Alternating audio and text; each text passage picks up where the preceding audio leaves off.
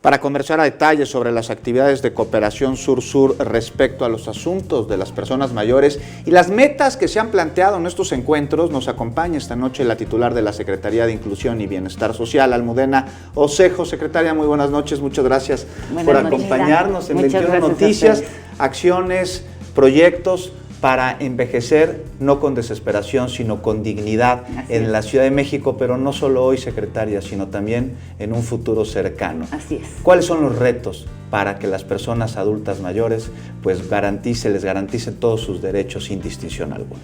Sí, pues lo que comentabas en un principio, tenemos un cambio en la composición demográfica, sociodemográfica de la ciudad, porque pasaremos de un 14 aproximadamente, un 14% en este momento, a un 21% en 10 años solamente. Esos son 7 puntos porcentuales.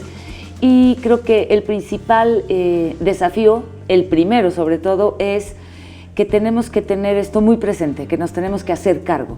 Y como gobierno eso significa que tenemos que trabajar para que existan las condiciones necesarias para que entonces las personas mayores puedan desarrollarse individual o socialmente en condiciones de igualdad de oportunidades. Entonces, lo primero es pensarnos como una sociedad que empieza a envejecer en la Ciudad de México, cosa que no siempre lo tenemos en el radar. Fuimos durante el bono demográfico, se acordarán, ¿no? Una sociedad joven, pero entonces eso nos hace que a lo mejor no lo tengamos siempre presente, pero ya tenemos que empezarlo a tener presente, pero sobre todo ya tenemos que empezar a trabajar hacia pues un horizonte en el que las personas mayores ocuparán un porcentaje significativo de la población. Y que sobre todo hay muchos de ellos que todavía se encuentran de manera activa, es decir, hay algunos que están trabajando, que están buscando cómo salir adelante, pero también hay aquellas personas que pues ya no cuentan con un trabajo, que se encuentran solos porque no hay familia que esté cerca de ellos o porque incluso sufrieron abandono. Y esta parte también es una realidad del llegar a esta edad.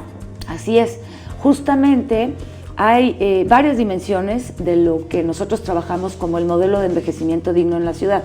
Incluye autonomía económica, salud mental y salud física, bienestar y autonomía, y el tema de cuidados a largo plazo y seguridad y protección.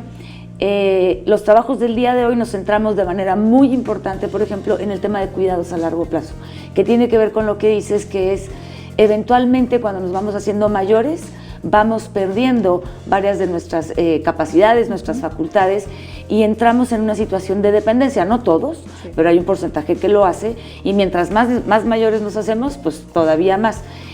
¿Qué significa esto? Que tenemos que fortalecer las políticas de cuidado a largo plazo también a las personas mayores, van a estar en situación de dependencia. Entonces, el encuentro de hoy, por ejemplo, estaban en la sala alrededor de unas 400 personas mayores, las invitamos para que también compartieran cómo están viviendo ellos este tema, cómo están viviendo el proceso de envejecimiento y cuáles son sus preocupaciones. Y en muchos casos es eso, ¿no? ¿Quién nos va a cuidar? ¿Cuál es el rol del gobierno? ¿Cuál es el rol de la familia? ¿No? Entonces, me parece que son los temas que al menos estamos poniendo claramente en la agenda para que entre sociedad y gobierno avancemos juntos para una política mucho más robusta en favor del envejecimiento digno. Y precisamente para fortalecer esta política y para que todos los capitalinos podamos envejecer con muchísima dignidad, ¿cuáles serán las primeras acciones que se tomarán, secretaria? ¿Se otorgarán apoyos o se llevarán a cabo programas mucho más extensos? Uno de los programas principales que además puso a la Ciudad de México a la vanguardia fue la tarjeta de la pensión de adultos mayores, acordarán, claro, que además los últimos meses hemos estado en el pase de estafeta con el gobierno federal. ¿Qué quiere decir? Que el derecho a esta pensión alimentaria lo seguían manteniendo las personas mayores en la Ciudad de México de 18 años, ahora lo asumió ya el gobierno federal. Entonces, en ese sentido, se mantiene ese derecho adquirido y ese apoyo, ¿no?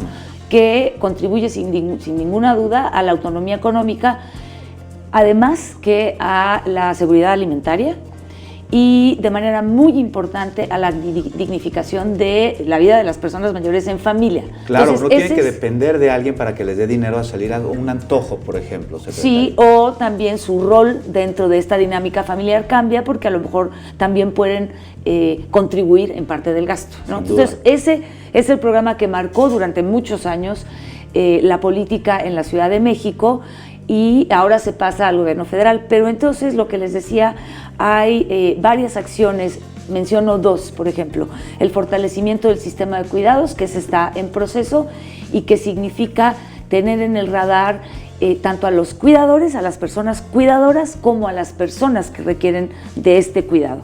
Las personas cuidadoras que se hacen cargo de quienes están en situación de dependencia, de personas que están en situación de dependencia pero en la tercera edad, también necesitan ese acompañamiento, ese acuerpamiento para poder realizar también su trabajo. Y el 75% de ellas son mujeres y la mayoría no recibe ninguna remuneración. Entonces se tiene que fortalecer también ese trabajo de los cuidadores, las cuidadoras, con políticas pues de acompañamiento, de formación y por qué no también de remuneración. Y yo diría que el segundo es estos espacios de convivencia para las personas mayores. Es una de las demandas más sentidas, que además abona en una buena salud psicoemocional. ¿Por qué? Porque también tendemos, cuando nos vamos haciendo mayores, a presentar a lo mejor algunos síntomas de depresión, de soledad, de abandono en algunos casos. Nosotros en el Instituto del Envejecimiento Digno en la Ciudad de México, en la Secretaría de Inclusión y Bienestar, tenemos unos círculos que son unos grupos de convivencia que se llaman círculos de aprendizaje, socialización y saberes, CASA. Y en estos trabajan pues trabajadoras de la Secretaría de Inclusión y Bienestar Social con grupos de personas mayores. Y realizan todo tipo de actividades recreativas, hacen obras de teatro, cantan, manualidades, y discusiones, lectura. Y entonces esa es una de las segundas acciones que los hemos fortalecido. Tenemos en este momento 200 de estos círculos. Entonces, poco a poco se trata de ir fortaleciendo otras dimensiones del envejecimiento que no necesariamente estaban todavía en ese nivel, pero que queremos llegar a ese mayor nivel de fortalecimiento y al final tener una política pública robusta, ¿no? Claro. Lo que queremos, nuestro objetivo en esta administración de la doctora Claudia Sheinbaum, es que la Ciudad de México sea una ciudad digna y bonita para envejecer. Pues mucha tranquilidad nos da escuchar esto, porque pues en el mejor de los casos todos vamos a envejecer y lo vamos a hacer con dignidad. Secretaria, qué gusto que nos haya acompañado. Muchas gracias. ¿Algo más que quiere usted decir? Pues nada, felicitar a todas las personas mayores. Hoy en su día es el Día Internacional de la Persona Mayor. Pues ahí está, un abrazo para todos ellos, por supuesto. Gracias, secretaria, por acompañarnos.